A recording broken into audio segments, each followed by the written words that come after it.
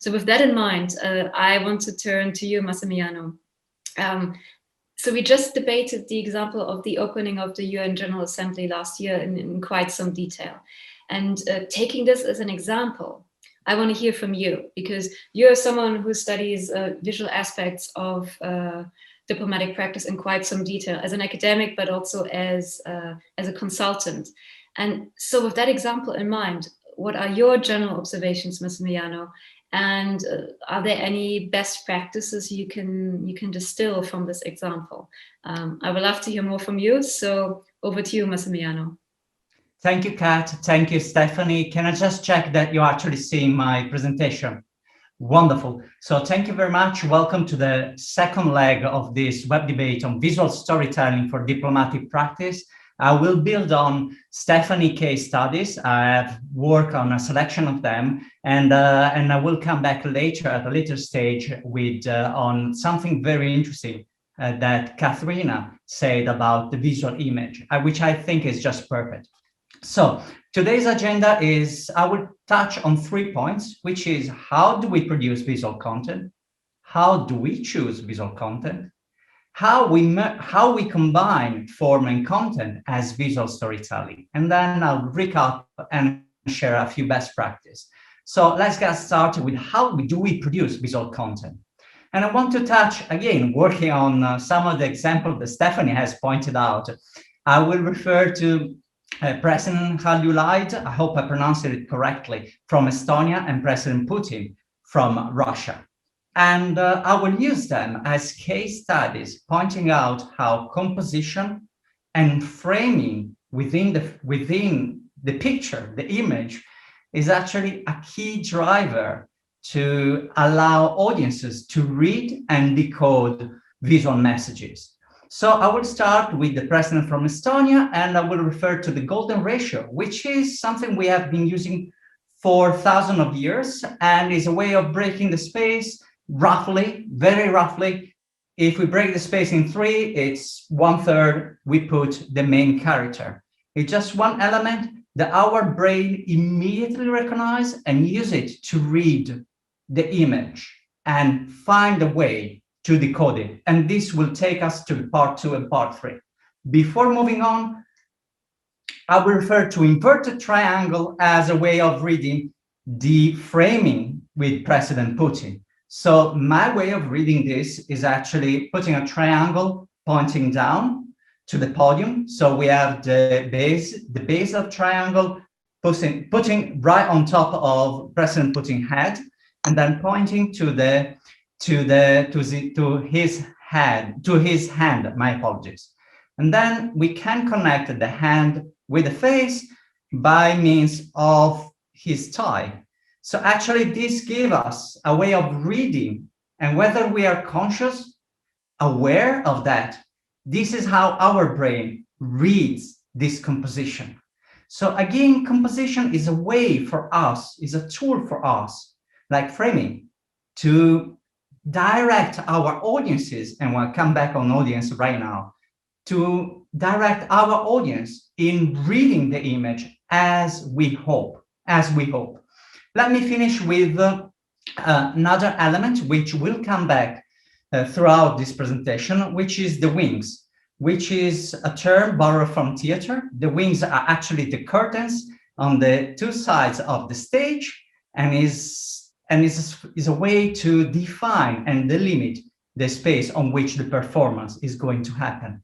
So in a way, we have the 2 wings in President Putin video, but it can also happen as a single wing, as for instance, in the case of President Kaljulaid, which is just a way to counterbalance the preeminence of the golden ratio. So it's just a way to balance and to help us fill up the space, right? Just leaving our eyes roaming around with no idea.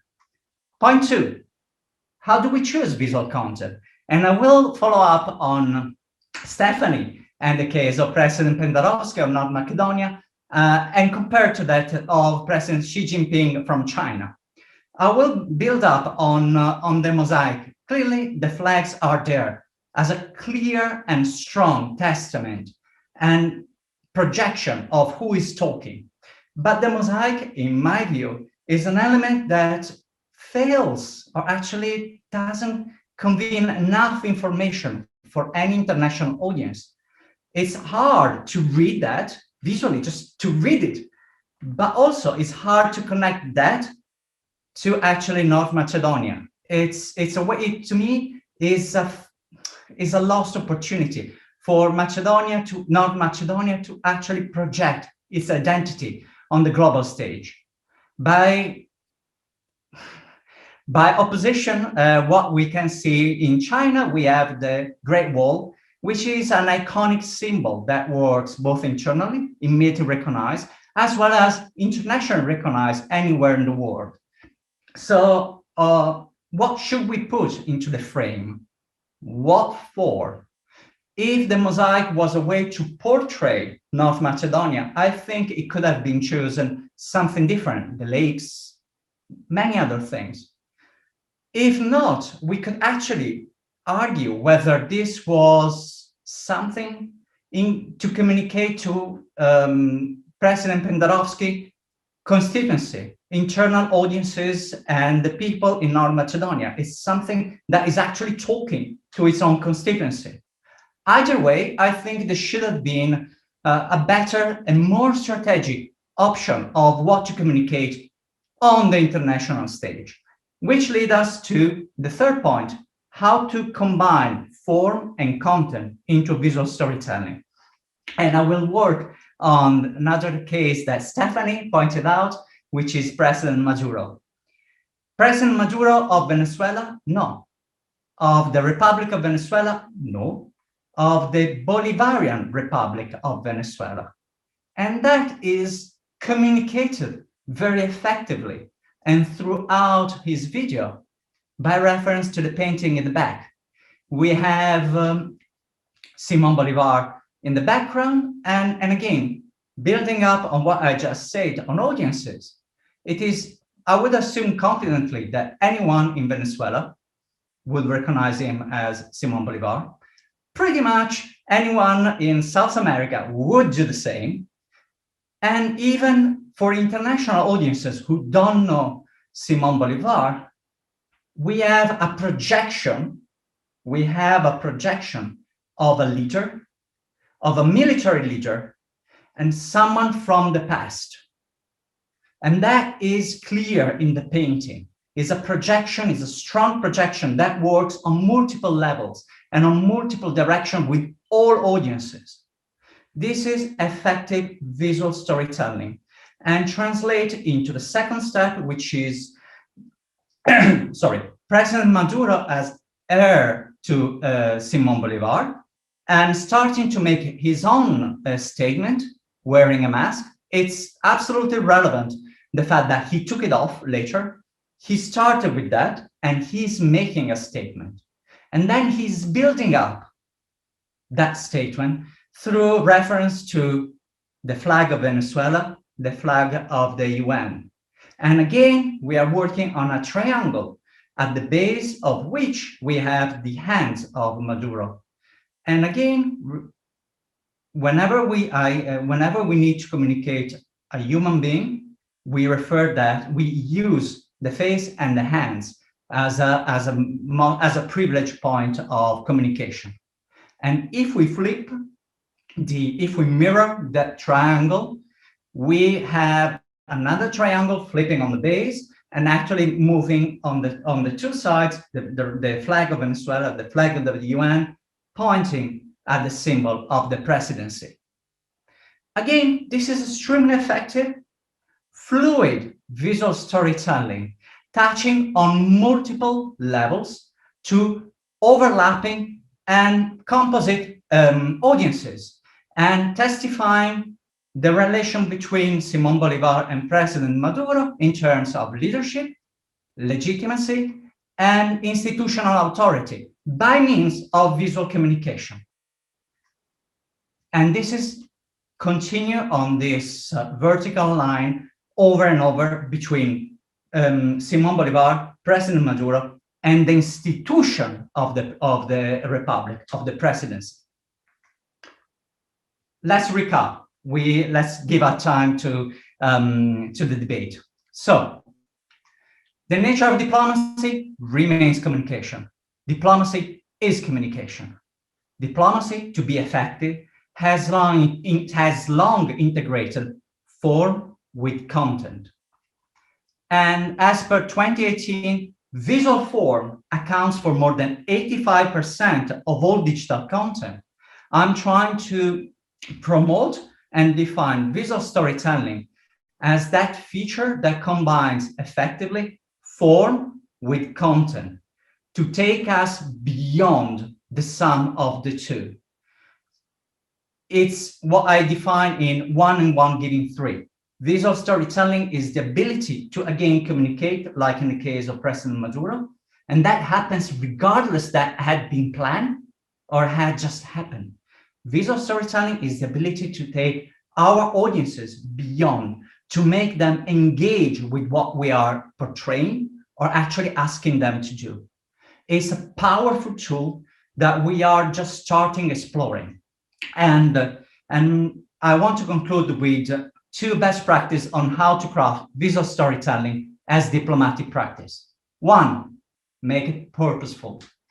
And I cannot think of any better example, sorry for moving away from UNGA, than President Biden first day in office. And we see on the left a huge pile of paper, of documents. We might know it's his executive orders. That is irrelevant. We see it's paper. And it's a huge pile on the left against a small pile on the right. And because we read from left to right, I speak Persian and Arabic, so I know other cultures do the other way around. But in this case, we are moving from left to right. And it's a pile and 1. So it's a journey that has just started. It's not a journey that has yet to start with no document on the right, or lots of document on the right is a journey that is concluding. It's a journey that has just started. And that journey is a journey that has a pen to actually mark it as effective and as effective executive orders. And whether this was intentional or not, we have lots of pen in the foreground, again, to remind us that this is going to be a lengthy exercise of power, which is informed by a very clear statement. He's wearing a mask.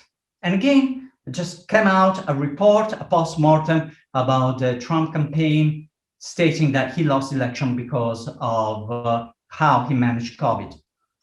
Concluding, so first point, make it purposeful. Second point is make it integrated, which translates into the fact of talking and communicating the same message across multiple platforms, channels, ways of communication, and strategically adapt the message upon the platform and the channel. Believe me, many more people will see that selfie once I share it than will listen to this speech. And I hope that I took a good one. Breaking the protocol by starting his speech with a selfie, very effective, and a way of engaging all audiences from his constituency back at home to the international audience. Thank you very much. Thank you so much, Massimiliano. This was a